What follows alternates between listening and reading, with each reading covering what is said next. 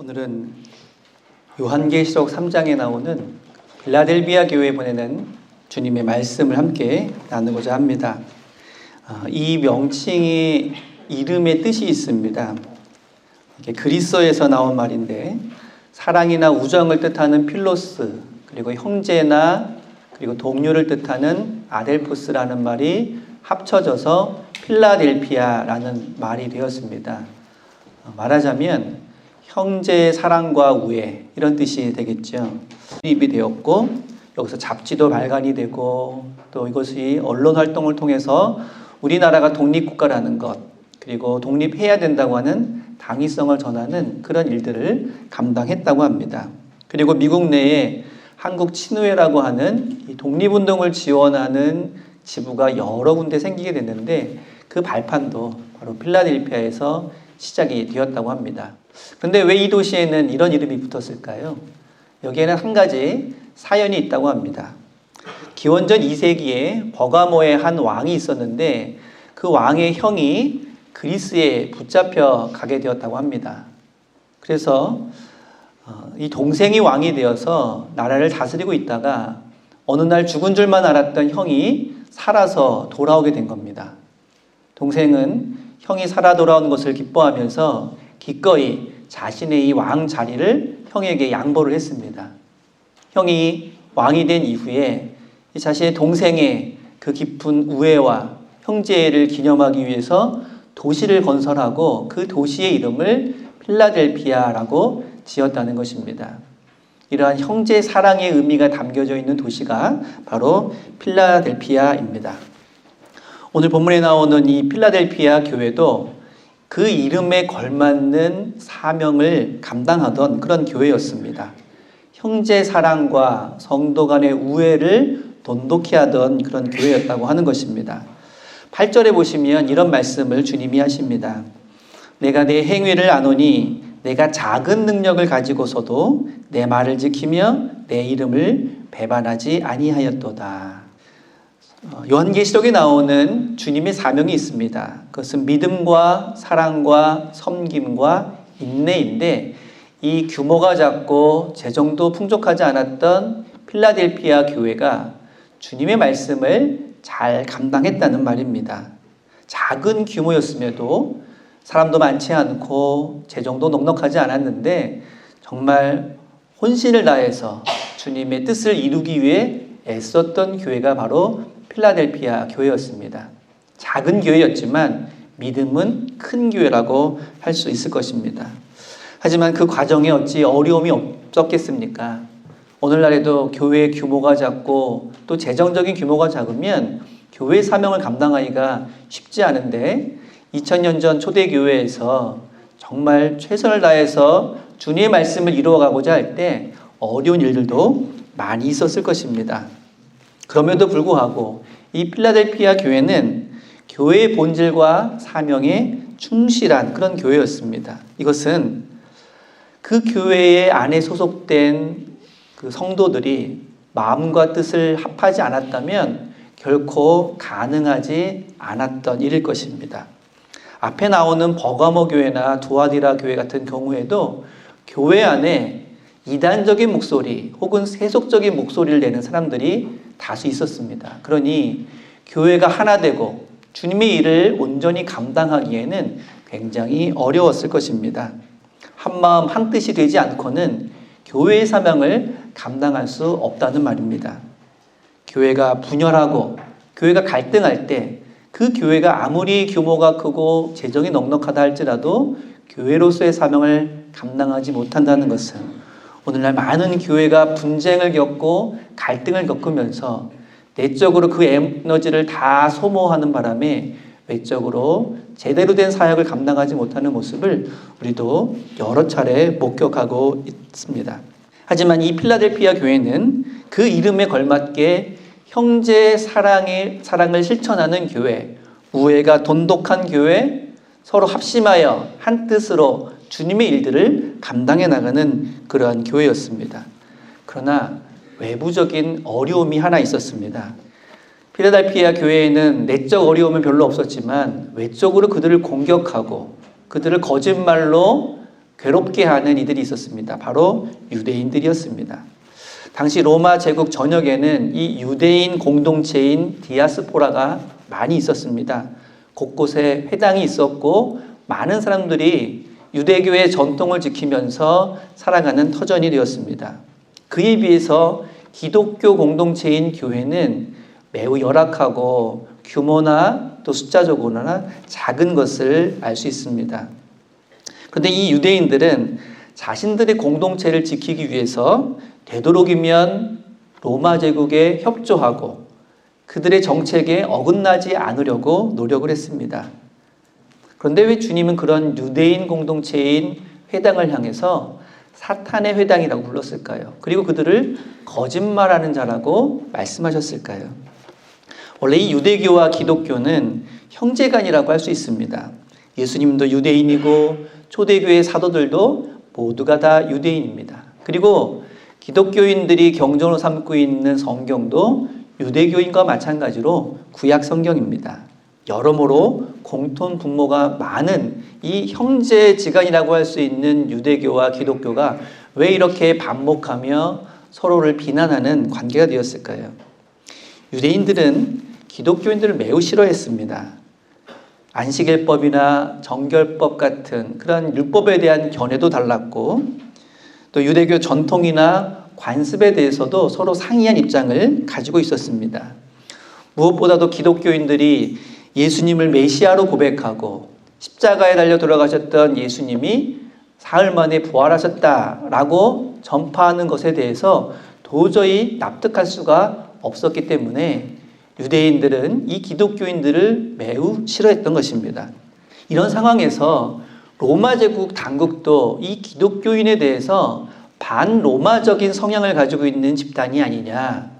그래서 그들은 로마 황제가 아닌 예수만을 구세주라고 우리의 왕이라고 고백하고 있는데 이것은 반체제적인 집단이 아니냐 하면서 경계심을 가지고 있었습니다. 이것을 알고 있는 유대교인들이 로마 당국에 기독교인을 고발하고 또 거짓 소문을 퍼뜨리고 다녔던 것입니다. 그렇게 해서 많은 기독교인들이 로마 당국에 붙잡혀가서 고문을 당하기도 하고 수모를 당하기도 했습니다. 그러다 보니 기독교인들이 이 유대인들에 대해서 얼마나 원망하고 또 그들을 향해서 반감을 가지게 되었다는 것은 잘 알 수 있을 것입니다. 이런 상황에서 그리스도인들이 유대인을 가리켜서 거짓말하는 사람들이다. 그리고 그 유대인들이 모여있는 회당이 사탄의 회당이다. 이렇게 말하곤 했는데 주님의 말씀도 이런 상황을 지금 반영하고 있는 것입니다. 물론 이 말씀은 모든 유대인들이 사탄이라거나 모든 유대인들이 이런 거짓말한 사람이라는 뜻은 아닙니다. 훗날 유럽의 기독교인들은 이 구절을 명분으로 삼아서 그 나라에 있었던 유대인들을 탄압하고 차별하는 근거로 삼기도 했습니다. 하지만 전후 사정을 무시하고 성경에 나와 있는 이 표현을 아무렇게나 적용하는 것은 오히려 성경을 왜곡하는 일이라고 할 수 있습니다. 예수님께서 이렇게 말씀하신 것은 형제지간이라고 할 수 있는 유대인들이 로마 당국에 이 기독교인들을 고발하고 거짓말로 그들을 괴롭게 하는 이런 악한 일들은 당장 중단되어야 한다라는 차원에서 말씀하고 있는 것입니다. 이 필라델피아 교회의 성도들도 유대인들 때문에 참 많은 상처를 입고 있었습니다. 그런데 이런 상황에서 주님이 그들에게 이렇게 말씀하십니다. 그들로 와서 너희 발 앞에 절하게 하겠다. 그동안 온갖 거짓말과 유언비어로 그리스도인들을 괴롭게 하였던 유대인들이 이제는 너희 발 앞에 와서 절하게 하겠다라는 말씀입니다. 이것은 마치 창세기에 나오는 요셉의 형제들이 요셉을 너무나도 미워해서 종으로 팔아넘겼다가 나중에는 요셉의 발 앞에 무릎 꿇고 절했던 그런 모습을 연상시키고 있습니다. 이것은 단순히 기독교인들이 유대인들을 제압한다라는 의미가 아니라 요셉의 형제들이 요셉과 다시 만나서 그 앞에 절함으로 화해하고 새로운 공동체를 이루었던 것처럼 지금까지는 형제지간이라고도 말하기도 부끄러울 정도로 유대인들이 기독교인들을 핍박하고 그리고 그들을 고발하였지만 이제는 그들이 자신의 잘못을 뉘우치고 그리스도인들 앞에서 무릎 꿇고 절하면서 새롭게 형제간의 우애를 회복하게 될 것이다 라는 그런 말씀입니다. 원수지간이었던 유대인과 기독교인들이 이제는 한 형제의 사랑과 우애를 확인하게 될 것이라고 하는 매우 감격적이고 극적인 비전을 주님께서는 보여주고 있는 것입니다. 10절에서도 또 다른 언약으로 그리스도인들 핍박당하며 어려움당하는 필라델피아 교회 교인들을 위로하고 있습니다. 내가 나의 인내의 말씀을 지켰은즉 내가 또한 너를 지켜 시험의 때를 면하게 하리라. 여기서 인내의 말씀을 지켰다라는 말씀은 그들이 믿음을 지키기 위해서 이 로마 제국의 거짓과 그리고 우상 숭배에 굴복하지 않았다는 말입니다. 많은 시험도 있었고 유혹도 있었고 협박도 있었습니다. 하지만 이들은 끝끝내 거기에 굴하지 않고 주님을 향한 믿음을 지켜나갔던 것입니다. 물론 이것은 그 당시에 목숨을 걸어야 할 만큼 힘들고 어려운 일이었습니다. 그 길을 끝까지 걸어간다면 돌아오는 것은 모진 박해와 순교까지도 각오해야 되는 것을 전제로 하고 있습니다. 그러한 일들 앞에 누군들 두렵지 않고 누군들 불안하지 않겠습니까? 그때 주님께서는 그들에게 이렇게 말씀하십니다. 나도 너희를 지키겠다. 너희가 내 말을 끝까지 지킨 것처럼 나도 너희를 지키겠다라고 하는 이 말씀은 우리가 어떤 고난과 역경에 처해 있다 하더라도 결코 우리를 홀로 두지 않겠다는 주님의 말씀입니다. 로마 황제를 숭배하고 우상의 제물을 먹도록 강요하는 그러한 사회 속에서 참된 그리스도인으로 살아가는 것이 너무나도 힘들고 어렵지만 주님께서는 그러한 참된 신앙인들을 홀로 두지 않고 끝까지 지키셔서 그 길을 걸어가게 하시겠다는 말씀입니다.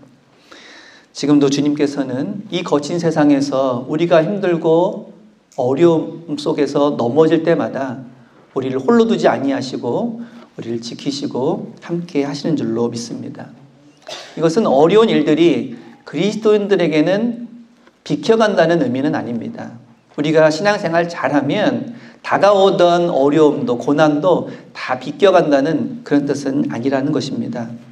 그래서 예수 믿기만 하면 박해도 안 당하고 고생도 안 하고 편한 길로만 탄탄대로만 걷게 해주겠다는 그런 말씀이 아니라 비록 박해를 당하고 고난을 당하고 어려움을 당한다 할지라도 우리의 신앙이 꺾이지 않도록 그리고 그것을 능히 감당할 수 있는 새 힘을 새 능력을 공급해 주신다는 말입니다. 이곳저곳에서 공격당하고 억울한 일을 당하는 일이 많았던 이 필라델피아 교회 성도들에게는 참으로 힘이 되고 용기가 되는 말씀이 아닐 수가 없습니다. 그리고 주님은 이 위로의 말씀을 더욱더 강화해 주십니다. 11절과 12절에는 이렇게 힘내는 말씀을 더해 주시고 계시는데 먼저 11절을 보시면 내 면류관을 빼앗지 못하게 하라는 말씀하십니다. 보통 이 면류관을 종말에 받을 상급으로 이해하는 경우가 많은데 여기에서는 하나님의 말씀을 전하고 우상 숭배와 불의에 저항하는 것 그 자체를 면류관으로 표현하고 있습니다. 내 머리에 씌워진 그 면류관, 끝까지 주님을 믿고 거짓에 순응하지 않는 그 면류관을 끝까지 빼앗기지 않도록 하라는 그런 말씀입니다. 오늘날 우리에게도 이 면류관이 있습니다. 이 시대에도 우리가 감당해야 될 신앙의 몫이 있고 또 우리가 굴복하지 말아야 할 거짓과 유혹과 시험이 있다는 것입니다. 그런데 얼마나 많은 그리스도인들이 이 면류관을 빼앗기고 상실했는지 모릅니다. 아니 빼앗겼다기보다는 팔아먹었다고 하는 것이 더 어울릴 만큼 우리에게 주신 그 믿음의 소중한 분량을 우리가 가볍게 여기고 또 내팽개치는 그런 경우가 많다는 것입니다. 하지만 주님은 지금도 우리에게 간곡하게 말씀하십니다. 누구도 내 면류관을 빼앗지 못하게 하라라고 말씀입니다. 이어서 12절에 보시면 이기는 자는 내 하나님 성전의 기둥이 되게 하리니 그가 결코 다시 나가지 아니하리라. 이건 무슨 뜻일까요? 역사적으로 이 필라델피아는 지진이 많았던 도시라고 합니다. 몇십 년 전에는 완전히 그 도시가 폐허가 된 적도 있을 정도입니다. 그래서 많은 사람들이 지진의 조짐이 있으면 건물이 붕괴되어서 피해를 입기 전에 얼른 안전한 곳으로 대피하는 일들이 많았던 그런 지역이기도 합니다. 그런 경험 속에 있는 이들에게 주님은 이렇게 말씀하십니다. 이제 더 이상 무너지지 않는 성전의 기둥이 될 수 있게 해주겠다. 더 이상 지진을 피해 도망 다니지 않는, 공포와 불안에 쫓겨다니지 않는 그러한 삶을 살게 해주시겠다라는 의미로 이 12절의 말씀을 해주시는 것입니다. 하나님의 성전과 그 성전의 기둥은 이 세상의 어떤 지진에도 무너지지 않는 든든한 건물을 의미하는데, 이것은 튼튼한 대리석으로 혹은 콘크리트로 혹은 철제로 지어졌기 때문이 아닙니다. 바로 이 하나님의 성전과 그 성전의 기둥은 성도들의 믿음 안에서 지어졌기 때문입니다. 바울도 고린도서와 에베소서에서 이렇게 말합니다. 너희는 너희가 하나님의 성전인 것과 하나님의 성령이 너희 안에 계시는 것을 알지 못하느냐. 너희도 성령 안에서 하나님이 거하실 처소가 되기 위해 그리스도 예수 안에서 함께 지어져 가느니라. 그 전까지 유대인들은 예루살렘에 세워져 있는 그 큰 성전을 매우 중요시하며 그것을 중심으로 신앙생활을 이어갔습니다. 하지만 그 성전도 로마의 침략으로 서기 70년에 무너져 버리고 말았습니다. 하지만 주님께서는 이 무너질 수도 있는 성전이 아니라, 지진에 무너져 내리는 그러한 성전이 아니라 결코 허물어지지 않고 결코 파괴되지 않는 믿음으로 지어진 성전, 곧 성도들의 믿음이야말로 하나님께서 든든히 세워가시는 하나님의 성전이라고 말씀하고 있습니다. 그리고 그 성전을 든든히 떠받치고 있는 기둥처럼 각 교회의 성도들이 자신에게 주어진 믿음의 본분을 다할 때 그 하나님의 성전과 그 성전의 기둥은 결코 무너지지 않고, 그렇기 때문에 어떤 어려움과 흔들림이 와도 대피해야 할 필요가 없는, 다시 나가지 않아도 되는 그러한 삶을 주시겠다고 약속하시는 것입니다. 우리 교회도 이러한 하나님의 성전, 그리고 그 성전에 세워진 기둥처럼 어떤 어려움 속에서도, 어떤 시험과 유혹 속에서도 흔들리지 않고 무너지지 않는 믿음의 성전을 이루어갈 수 있기를 바랍니다.